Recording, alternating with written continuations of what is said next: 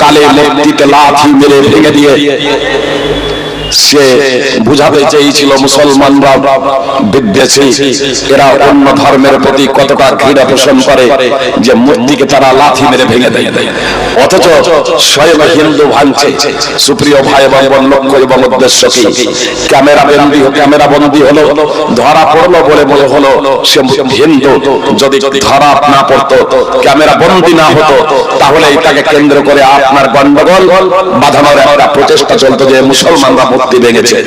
তারও কিছুদিন আগে আপনার নদিয়ায় সরস্বতী মূর্তি ভাঙল, 4 জন ধরা পড়লো, তার মধ্যে একজন বিজেপি প্রসেনজিৎ দাস। লক্ষ্য উদ্দেশ্য কি? যারা রাম মন্দির করে, যারা ধর্মকে সামনে রেখে রাজনীতি করে, তারাই আবার মূর্তি ভাঙে। কেউ ভাঙে কালী মূর্তি, কেউ ভাঙে সরস্বতী মূর্তি। লক্ষ্য এবং উদ্দেশ্য কি? ধরা পড়লো বলেই হলো সে বিজেপি বা হিন্দু। যদি ধরা না পড়তো তাহলে মুসলমানরা ভেঙেছে। আপনার কলকাতার মাটিতে তারও কিছুদিন আগে 5 জন যুবক গ্রেপ্তার হলো, গোলা বারুদ, পিস্তল এবং বন্দুক তাদের কাছে ছিল। কি লক্ষ্য উদ্দেশ্য? যদি ছবি দেখেন তাহলে মনে হবে এরা যেন মুসলিম যুবক, মুসলিম তরুণ। তাদের মুখে হালকা দাড়ি, প্রত্যেকে সুশিক্ষিত এসেছিল উত্তর প্রদেশ থেকে। আসলে এখানে গন্ডগোল পাকানোর লক্ষ্য এবং উদ্দেশ্যেই তারা এসেছিল।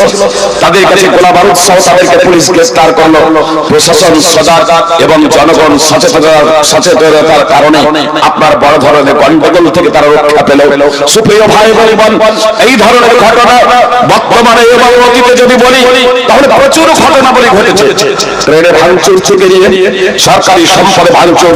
কিন্তু এক শ্রেণীর মিডিয়া যখন নামগুলো হিন্দু হয়ে যায়, হিন্দুদের যখন লেবাস এবং পোশাকেও যখন করে, তখন সেই ঘটনাটা আপনার মিডিয়াগুলো প্রচার করে না।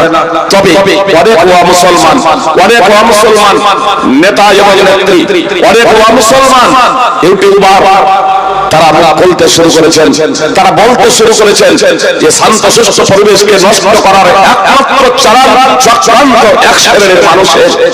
তারা মানুষের মাঝে বিভেদ সৃষ্টি করে, ঝগড়া বাঁধিয়ে, দাঙ্গা ফাসাদ বাঁধিয়ে তারা রাজনীতি করতে চায়। সুপ্রিয় ভাই বোন, মুসলিম হন আর মুসলমান হন, আমি আপনাদের বলতে চাই, যদি সুখ এবং শান্তিতে নিরাপদে যদি বসবাস করতে চান, তাহলে আমি আপনাদেরকে বলবো আপনাদের সচেতন থাকতে হবে, আপনাদের সচেতন থাকতে হবে।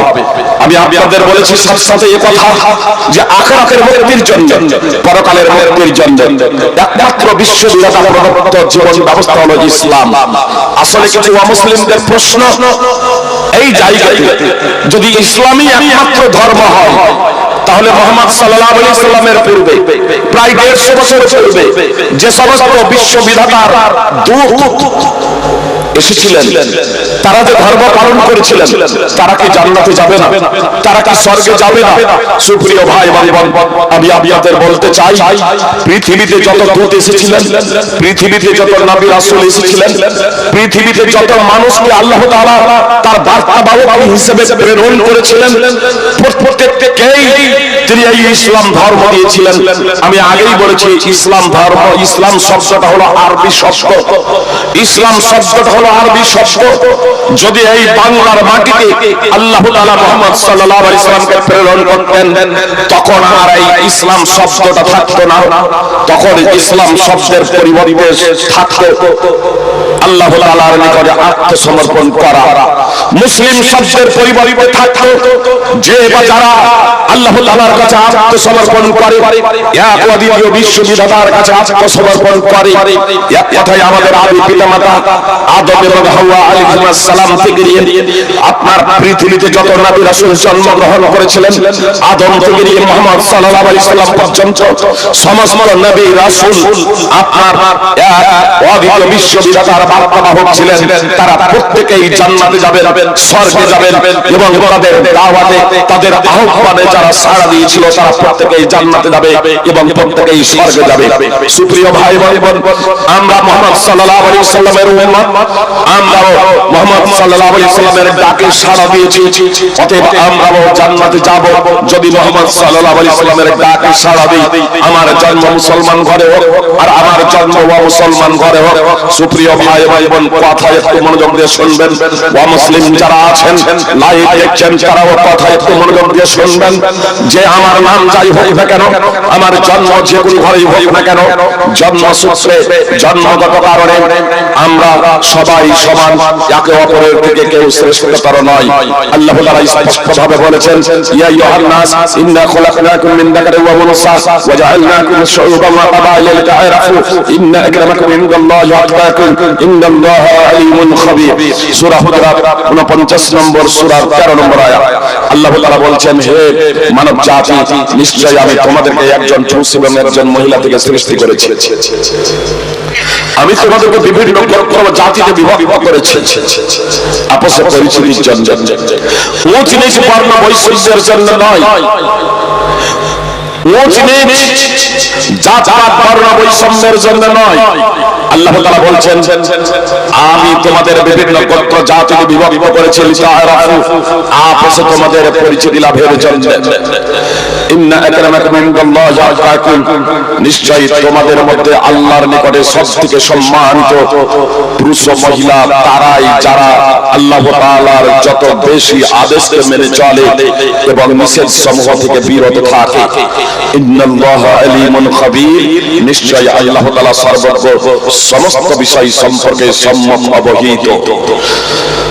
সূরা নিসা ওয়াল মাআদ আপনারা দেখতে পারেন, সূরা নিসার 1 নম্বর আয়াত তাফসীর সহজরত মুহাম্মদ সাল্লাল্লাহু আলাইহি সাল্লাম বিদায় হজ্জে আইয়ামে তাশরিকের মাঝে অর্থাৎ 12ই জিলহিজ্জা মিনার মাঠে খুতবা প্রদান করতে গিয়ে বলেছিলেন, ইয়া আইয়ুহান নাস, হে লোক সকল, আলা ইন্না রাব্বাকুম ওয়াহিদ, জেনে রাখো নিশ্চয়ই তোমাদের প্রতিপালক একজন, তোমাদের রব হলেন একজন, নিখিল জগতের নিয়মদাতা, পরিচালক, লালন পালনকারী হলেন এক অদ্বিতীয় বিশ্ববিধাতা আল্লাহ তাআলা।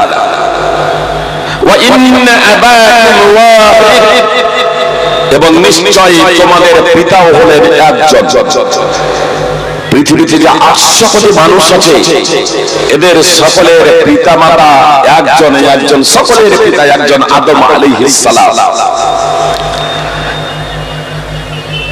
লা ফাদলা লি আরাবিয়্যিন আলা আজাবি, মুহাম্মদ সাল্লাল্লাহু আলাইহি সাল্লাম বলেন, ইয়া আরাবিয়ান ব্যক্তির ওনার ব্যক্তির উপরে কোনো প্রাধান্য নেই। কোন ব্যক্তির জন্ম হয়েছে আরবে, আর কোন ব্যক্তির জন্ম হয়েছে অনারবে। মুহাম্মদ সাল্লাল্লাহু আলাইহি সাল্লাম বলেন, জন্মগত কারণে আরাবিয়ান ব্যক্তির ওনার ব্যক্তির উপরে কোনো প্রাধান্য নেই। ওয়ালা লি আজামিয়্যিন আলা আরাবি, আর ওয়ানার ব্যক্তির আরাবিয়ান ব্যক্তির কোনো প্রাধান্য নাই। ওয়ালা আহমার আলা আসওয়াদ ওয়ালা আসওয়াদ আলা আহমার ইল্লা বিত্তাকওয়া। মুহাম্মদ সাল্লাল্লাহু আলাইহি সাল্লাম বললেন, আমরা যা সাধারণভাবে অনুবাদ করে থাকি, ভাবার্থ উল্লেখ করে থাকি, তাহলে সাদার উপরে কালো আর কালোর উপরে সাদার কোনো প্রাধান্য নেই। তাকওয়া ছাড়া, আল্লাহ ভীতি ছাড়া। আসলে এখানে সাদা এবং কালো আমরা যে অনুবাদ করি, আসলে মুহাম্মদ সাল্লাল্লাহু আলাইহি সাল্লাম এখানে শব্দ আবিয়াদ এবং আসওয়াদ শব্দ ব্যবহার না করে ব্যবহার করেছেন আহমার এবং আসওয়াদ। আহমার আসলে অত্যন্ত লাল বর্ণ, মানে শুধু সাদা যদি হয় ফিকাসা সাদা, তাহলে অত সুন্দর না। সাদার মধ্যে সেই সাদাটা সবথেকে ভালো, যার পুরো শরীরে রক্তিম বর্ণ। তো এজন্য মুহাম্মদ সাল্লাল্লাহু আলাইহি সাল্লাম এখানে আহমার অর্থাৎ সবথেকে সুন্দরী, সবথেকে সুন্দরের, অসুন্দরের উপরে, সবথেকে ঘৃণিতের উপরে প্রাধান্য নেই। এক কথাই রূপ সৌন্দর্যের মাধ্যমে একে অপরের থেকে কেউ শ্রেষ্ঠতর নয়। শ্রেষ্ঠতর অন্তরের